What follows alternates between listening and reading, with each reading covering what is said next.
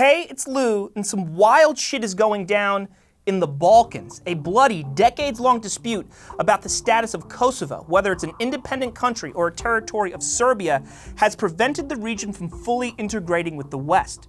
But a novel proposal has emerged. Serbia and Kosovo are considering trading pieces of land. That means redrawing maps and swapping citizens.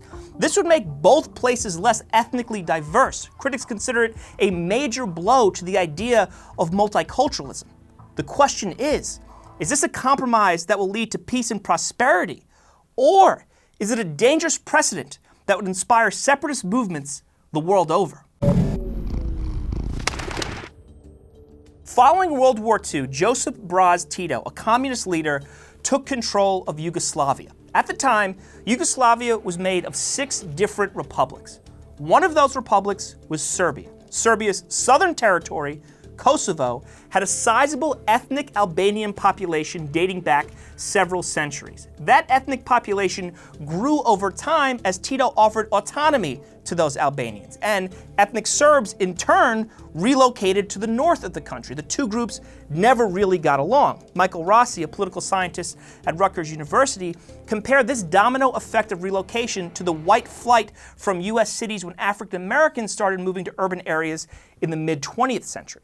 Now, in the early 1990s, Yugoslavia dissolves. The international community decides to respect the formal borders on the books. Hence, Kosovo is seen as part of Serbia. Serbia thinks this is entirely appropriate. A lot of the country's important historical events took place in Kosovo, and the region is home to several key religious sites. Serbs are primarily Orthodox Christians.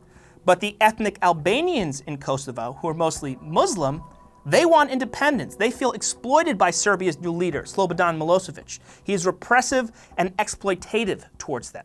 So, the ethnic Albanians in Kosovo engage in peaceful protests. They conduct boycotts. But eventually, they get tired of Milosevic's oppression and they turn violent. An armed Albanian resistance emerges. Milosevic responds with a grotesque campaign of ethnic cleansing that kills more than 10,000 Albanians. Over 1 million are forced to flee. Many are robbed and beaten as they try to escape. Their homes are looted and burned down. The World Health Organization estimates that up to 20,000 Albanian women were raped.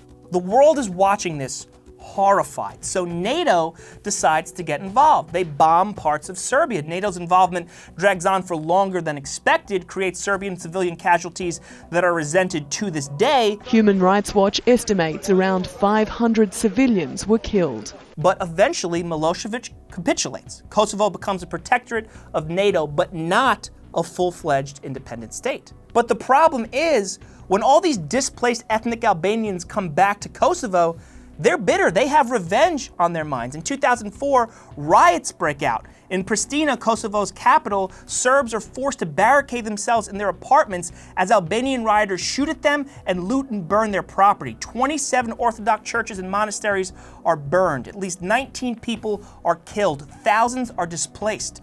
So yeah, just this shitty cycle of violence and retribution. The two sides struggle to trust each other. Okay, fast forward to 2008. Kosovo officially declares its independence. 110 countries recognize an independent Kosovo, including the US and Germany. But about 80 countries, including Russia and China, consider it a part of Serbia. Lacking a consensus, the United Nations cannot admit Kosovo as a member state. Meanwhile, the issue has persistently undermined Serbia's ambitions. Dimitar Beshev, a senior fellow at the Atlantic Council, told me the question of Kosovo is the ultimate hurdle for Serbia before the EU welcomes them into the bloc, which is the explicit goal of Serbian President Aleksandar Vučić.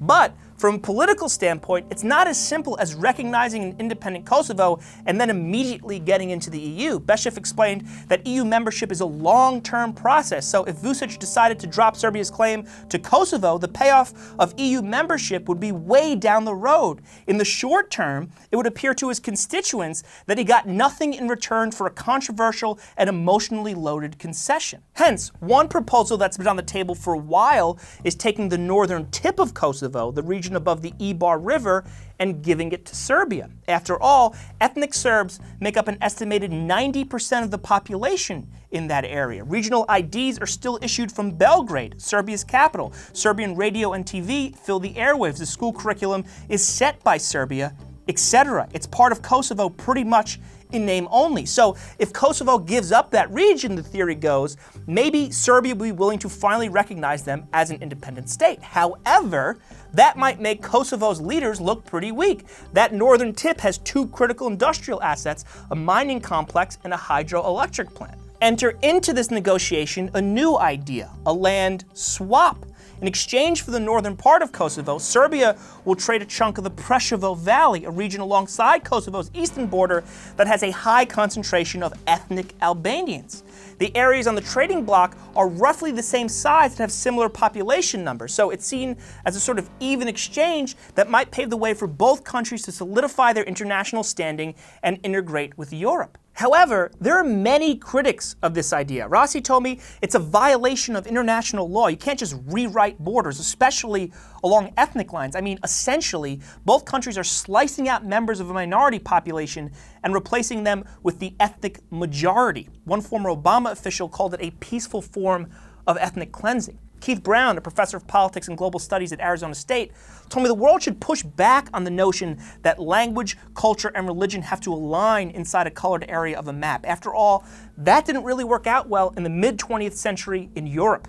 And the post-World War II policy has always been to encourage multiculturalism and honor borders. The Trump administration, however, has broken with long-standing U.S. policy and suggested they would be open to a swap between Kosovo and Serbia. Still, what about the message this sends the rest of the world? Will ethnic secessionist movements in places like Bosnia and Macedonia feel emboldened? Will it open up a Pandora's box of disgruntled groups who can point to this as a precedent and demand that maps be reworked the world over? For example, 4 of the countries that refuse to recognize Kosovo as an independent country, Spain, Cyprus, China, and India, pretty clearly do so because they have their own domestic separatist movements.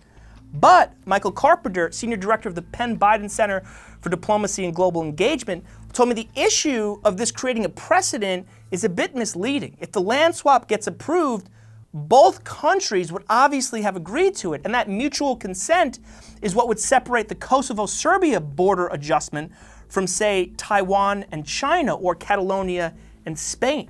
Carpenter definitely sees risk in the swap, by the way, but he told me it might be the only remaining solution. Beshev echoed that sentiment, but stressed the deal is a long way from being approved and can't be analyzed with any certainty since few details have emerged. Carpenter also pointed out, with such a controversial issue, both sides would need to have broad support among their constituency. Serbian President Vučić is a strong man who's consolidated power and put a stranglehold on the free press, so he might be able to manufacture support. But the president and prime minister of Kosovo are divided on the issue, and Kosovars are not prone to taking border changes lightly. When a much less controversial border adjustment with Montenegro was being discussed, Kosovo's parliament was tear-gassed. Look, the thing is, this isn't a part of the world stuck between the East and the West. Carpenter told me Russia sees the Balkans as Europe's weak spot, so Vladimir Putin will manipulate politics there in order to wreak havoc and divide the EU. A few years ago, Russia supported a coup attempt in Montenegro. But if Serbia joined the EU, it would be harder to sow chaos in the region. Putin's global game would be disrupted. Yet, that doesn't mean a land swap should be pushed through haphazardly just to resolve this difficult Kosovo question. Rossi told me the region should put aside the swap and instead focus on strengthening democratic institutions and ridding both governments of rampant corruption, cronyism, and incompetence. The president of Kosovo, for instance, was nicknamed the Snake when he was part of an ethnic Albanian resistance group. Many people suspect that he'll soon be indicted on war crimes. He's certainly mismanaged the economy. Nearly 60% of young people are unemployed in Kosovo. Meanwhile, Serbian President Vučić, as I mentioned, has his own autocratic tendencies. He's been credibly accused of intimidating voters. So, before making changes to a map, perhaps leaders in Kosovo and Serbia should be encouraged by world powers to change the way they govern, the way they hold themselves accountable. Because questions of unity or independence are worth considering for sure, But they can also be distractions, the type of emotionally loaded issues that strongmen use to distract citizens from the fact that the quality of life isn't where it ought to be, that leaders are self-dealing and exploitative. History is important, but nothing's paramount to the present or the future.